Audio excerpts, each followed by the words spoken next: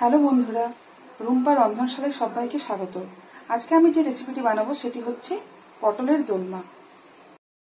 তো প্রথমে আমি পটলের খোসাগুলোকে হালকা করে ছাড়িয়ে নেব।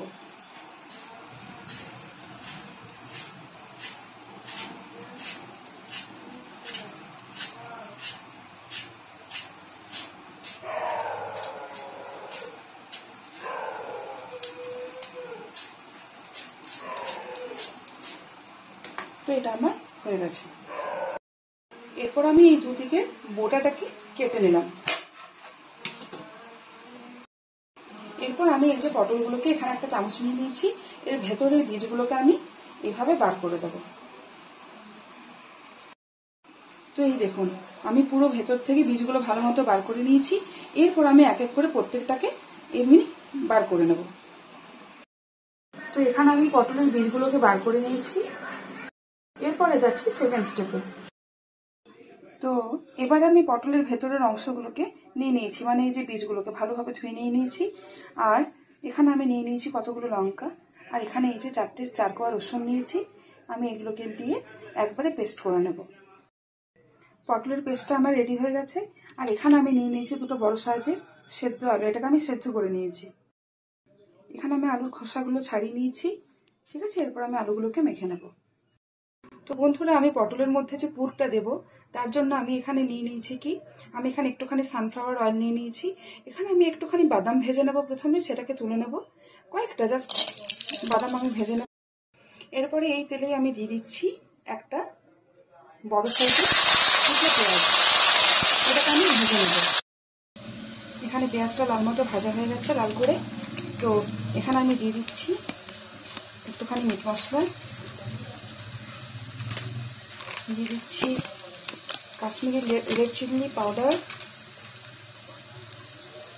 দিয়ে দিচ্ছি লবণ, দিয়ে দিচ্ছি হলুদ গুঁড়ো, আর দেবো বাড়ির বানানো একটা ভাজা মশলা। এরপর মশলাটা ভালোভাবে কষিয়ে নেব।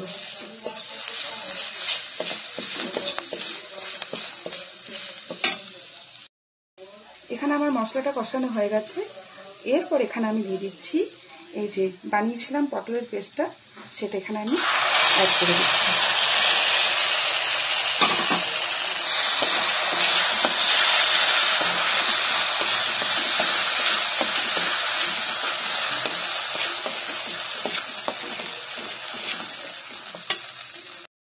এরপরে এখানে দিয়ে দেব সেদ্ধ আলুটা।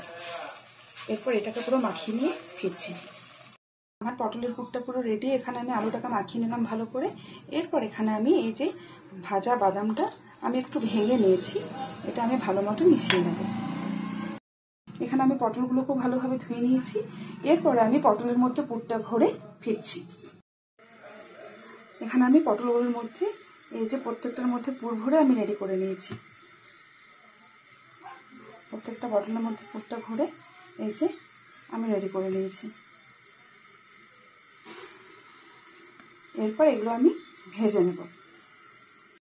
এখানে আমার তেল গরম হয়ে গেছে। আমি আজকের পুরো রান্নাটা কিন্তু সানফ্লাওয়ারই করছি, আমি কিন্তু এখানে সর্ষের তেল আজকে ইউজ করছি না। এখানে প্রথমে তেলে দিয়ে দিলাম একটুখানি হলুদ,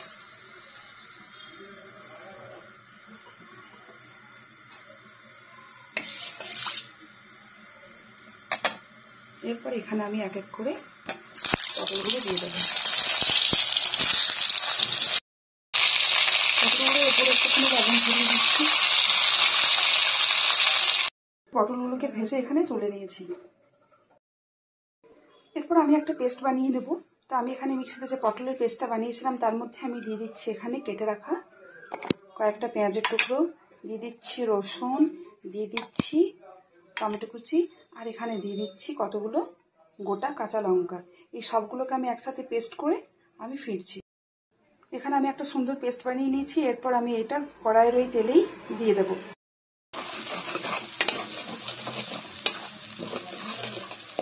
এরপর এটাকে একটু ভালো মতো কষিয়ে এটার মধ্যে এক এক করে মশলাগুলো দিয়ে দেবো। দিয়ে দিচ্ছি জিরে গুঁড়ো,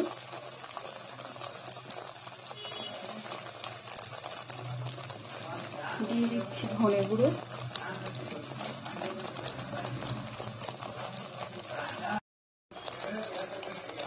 দিয়ে দিচ্ছি হলুদ গুঁড়ো, তার সাথে অ্যাড করছি একটুখানি মিট মশলা,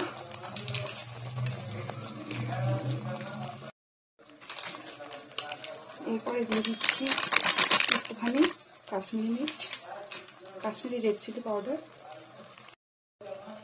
দিয়ে দেব লবণ।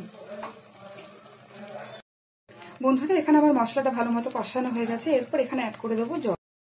এখানে আমার গ্রেভিটা সুন্দরভাবে ফুটে এসছে। এখানে আমি এবার এক এক করে প্রত্যেকটা পটলকে ছেড়ে দেব। তো বন্ধুরা আমি এখানে ছেড়ে দিয়েছি পটলগুলোকে। আমার গ্রেভিটা পুরো ফুটতে শুরু হয়েছে। এটা আমার 2 থেকে 3 মিনিটের মধ্যে পুরোপুরি কমপ্লিট হয়ে যাবে। তো এটা আমার পুরো কমপ্লিট হয়ে গেছে। এরপর আমি লাস্টে এখানে অ্যাড করে দিচ্ছি একটুখানি ঘি। ঘিটা গরমের জন্য পুরো গলে আছে। আর দিয়ে দেবো একটু গুঁড়ো গরম মশলা।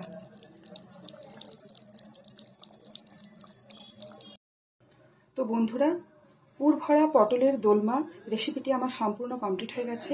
যদি আপনাদের ভালো লেগে থাকে তাহলে আপনারা অবশ্যই আমার চ্যানেলটিকে লাইক করবেন, শেয়ার করবেন, কমেন্ট করবেন এবং সাবস্ক্রাইব করে দেবেন। ধন্যবাদ। আবার অন্য একটা রেসিপি নিয়ে অন্য ভিডিওতে চলে আসবো।